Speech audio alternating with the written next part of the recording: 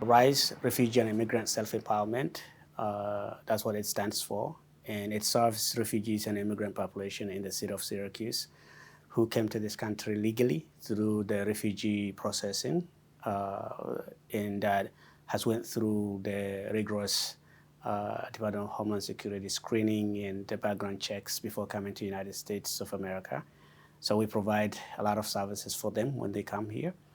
Employment being the main thing because our organization name speaks for itself. President Trump got the ball rolling on defunding what the administration sees as problematic NGOs with the February 6th memo ordering a review of all NGO funding with the stated goal to stop funding NGOs that undermine the national interest.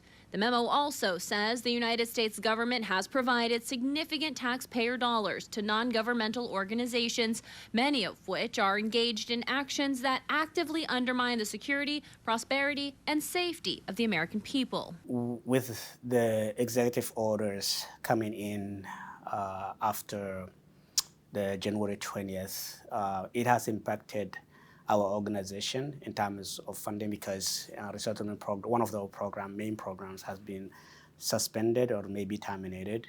As an organization, close to $2 million is what we lost. We know we're not going to be able to recover from our community that much. What's most important for us is to making sure that these families that were resettled just yesterday are able to stay in their house, that we can find a way to pay their rents, a way to pay their food and all the things that they're supposed to be having. We also lost a lot of staff members, very competent, skilled, and well-trained staff members that are very kind and generous, not only with their time and talent, but everything.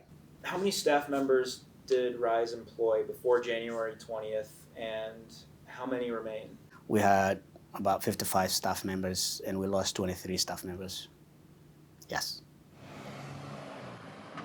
The federal funding cuts certainly have affected Volunteer Lawyers Project.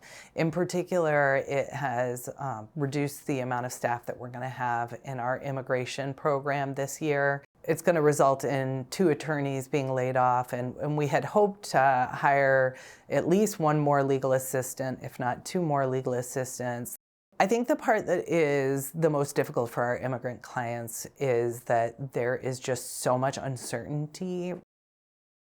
And that's even true for us giving advice. In the past, if a client was in an asylum application process, we would be able to say, oh, you do have to worry about this or don't have to worry about that. And now sort of everything has been thrown up in the air. It just makes it so that anybody who is not a U.S. citizen has to be so much more mindful about their speech that they previously thought was protected, making sure that they're complying with all of the new rules and regulations and policies as they come out. As an organization, and also myself as a former refugee myself, and we feel like we have some moral obligation to support these people, and we're not going away. So the organization will continue to rise and will continue to provide services for the families that came in through the legal process, the legal system. So they have done nothing wrong. So they came here, and now for us to walk away from them, that's not going to happen. And this community refused that to happen in the Syracuse community.